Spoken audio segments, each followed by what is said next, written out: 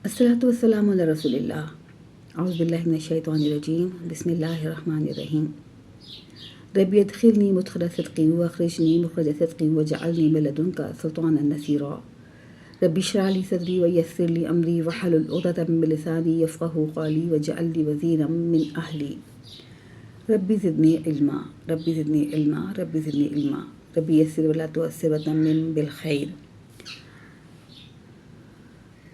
आज हम फिर थोड़ी सी पिछले इसबाक़ का इरादा करते हुए उसकी मश्क करते हैं और अल्फाज को तोड़ने और जोड़ने का काम करते हैं। इसको हम कहते हैं सर्फ़ और नहव। पहले सर्फ़ करेंगे, तोड़ेंगे, फिर नहव करेंगे, उनको जोड़ देंगे।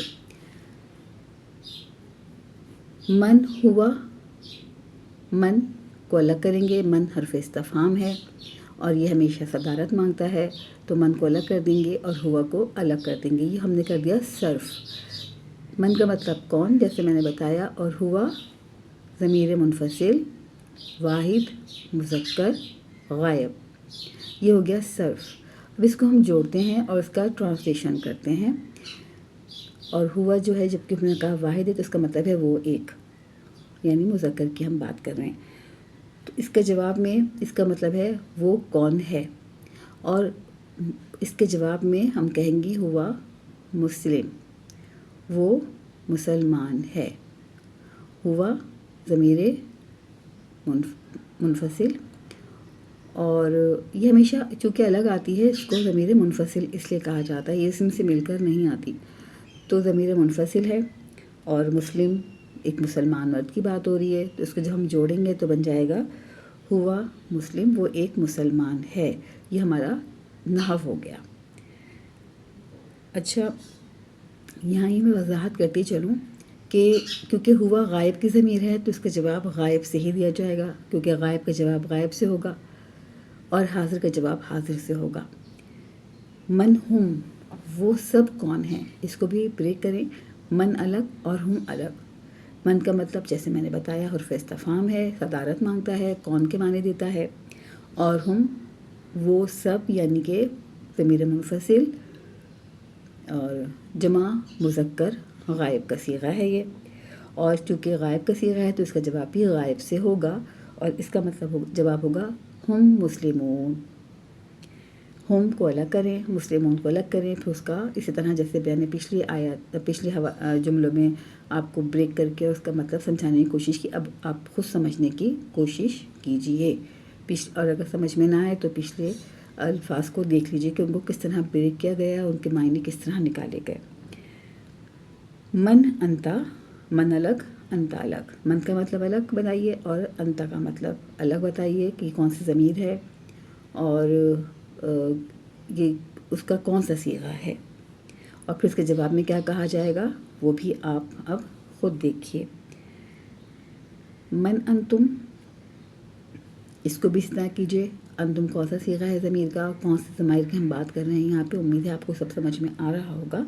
और अंतुम का जवाब किससे दिया जाएगा, ठीक है। जमा का जवाब जमा से, वाहिद का जवाब वाहिद से, गायब का जवाब गायब से। आई होप कि आपको समझ में आ रहा होगा। सवाल करते हैं मन अंतुम, इसका मतलब क्या है। अना मुस्लिम, ये जवाब होगा इसका। नहनु मुस्लिम, इसका जवाब ये होगा। अंता मुस्लिम, या फिर इसका जवाब होगा नहनु मुस्लिमून।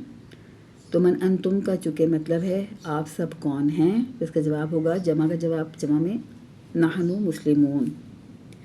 अब हम बात करते हैं जो हमने हर्फ पढ़े थे। वाव पढ़ा था हमने, फा पढ़ा था और आ पढ़ा था। तो जिस तरह अब आप लोग जब मैसेजेस करते हैं तो ARE, आर की जगह से सिंपल आर लिख देते हैं, तो और YOU की जगह डायरेक्ट यू लिख देते हैं, यानी और फॉर जब लिखना होता है FOR, तो आप उसकी जगह हिंसा बना देते हैं 4 का। तो इसी तरह अरबी में कुछ अल्फाज हैं, मगर इसकी दिलचस्प बात यह है कि ये अल्फाज जुड़ कर आते हैं अमूमन। वाव तो अलग आता है क्योंकि उसकी हैत ऐसी है, मगर जैसे अगर फ़ा है तो वो लफ्ज़ों के साथ जुड़कर ही आएगा। तो हम ज़रा लफ्ज़ों को अलग अलग करते हैं। वह हुआ, वाह का मतलब है और ہوا کا مطلب ہے وہ ایک مذکر غائب. تو وا کو الگ کریں گے اور ہوا کو الگ کریں گے. اس کو اس طرح بریک کریں گے. وا اور ہوا کے بیچ میں ایک لکیر ڈال دیجیے، یعنی ذہن میں ایک لکیر بنائیے، اس کو لکیر کو ڈال دیجیے کہ وا الگ ہے اور ہوا الگ ہے. پھر وا کو بتائیے وا کیا ہے. وا حرف عطف ہے اور ہوا ضمیر منفصل واحد مذکر غائب. وہم واو حرف عطف، ہم ضمیر منفصل مذکر جمع غائب.